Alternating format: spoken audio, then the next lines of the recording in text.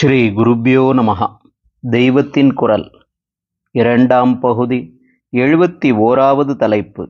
தர்மசாஸ்திரம். ஸ்ருதி ஸ்மிருதி ஸ்ரௌதம் ஸ்மார்த்தம். தொடர்ச்சி. சம்ஸ்காரஜன்யம் ஞானம் ஸ்மிருதிஹி என்று நியாயசாஸ்திரத்தில் ஸ்மிருதிக்கு லட்சணம் சொல்லியிருக்கிறது. சம்ஸ்காரத்திலிருந்து பிறக்கும் அறிவே ஸ்மிருதி என்று அர்த்தம். இந்த இடத்தில் சம்ஸ்காரம் என்பதற்கு அதீந்திரியம் என்றும் இன்னொரு பெயர் சொல்லியிருக்கிறது. இது என்ன? காசிக்கு போய் நேரிலே அந்த க்ஷேத்திரத்தை பார்த்தோம். நேரிலே பார்த்தது அனுபவம். ஊருக்கு திரும்பி வந்து ரொம்ப நாள் கழித்து கோயிலுக்கு போகிற போது இந்த உள்ளூர் கோயிலிலும் காசி விஸ்வநாதர் சந்நிதி என்று இருப்பதற்கு போகிறோம். உடனே காசியிலே நாம் அனுபவித்த விஸ்வநாத தரிசனம் ஞாபகம் வருகிறது. நடுவே பல நாள் இந்த நினைவு இல்லை. அநேகம் பேரை பார்க்கிறோம், பிறகு நினைப்பதில்லை. மறுபடி பார்த்தால் மட்டும் ஓஹோ, முன்னே பார்த்திருக்கிறோமே என்று பழைய ஞாபகம் வருகிறது. இடையிலே நினைவு இல்லை.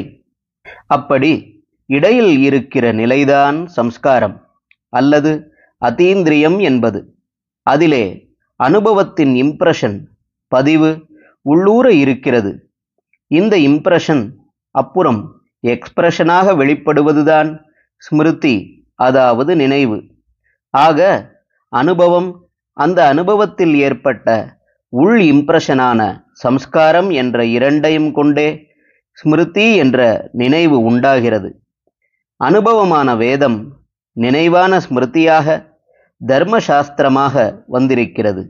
வேத மூலம் இல்லை என்றால் ஸ்மிருதி என்ற பெயரே தப்பு. இந்த ஸ்மிருதிக்கு எது ஆதாரமான அனுபவம் என்றால் வேதம்தானே. அப்படி ஒரு ஆதாரம் இல்லாவிட்டால் நினைவு குறிப்பு என்று பொருள்படும்படி பேர் வைத்திருப்பார்களோ?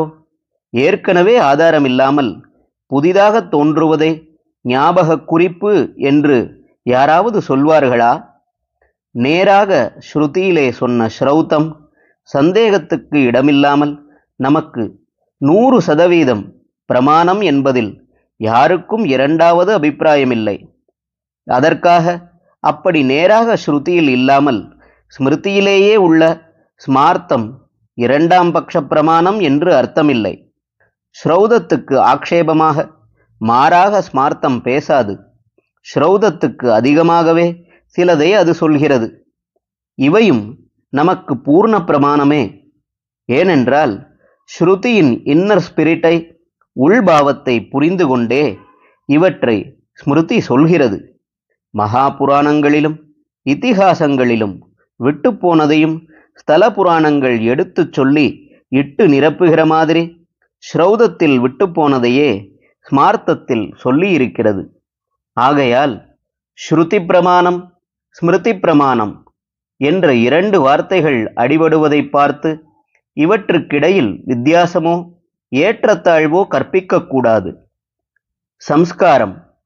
மேலே சம்ஸ்காரம் என்ற வார்த்தையை சொன்னேன்.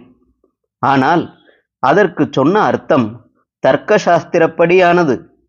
இம்ப்ரெஷன் ஆன் மெமரி, ஒரு விஷயம் மூளைக்குள் பதிந்திருப்பது என்பது இந்த இடத்தில் அர்த்தம் என்று சொன்னேன்.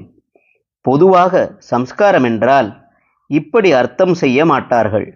சம் நன்றாக, காரம் ஆக்குவது, ஒன்றை நன்றாக ஆக்குவதே சம்ஸ்காரம் என்பதுதான் பொதுவான அர்த்தம்.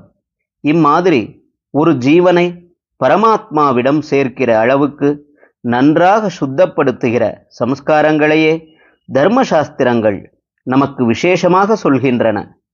கல்பசூத்திரங்களில் சொன்னதை அனுசரித்து ஒரு ஜீவன் இந்த ஜீவ யாத்திரையில் ஒரு ஜென்மாவில் செய்ய வேண்டிய 40 சம்ஸ்காரங்களை விரிவாக தர்மசாஸ்திரங்களிலிருந்தே அறிகிறோம்.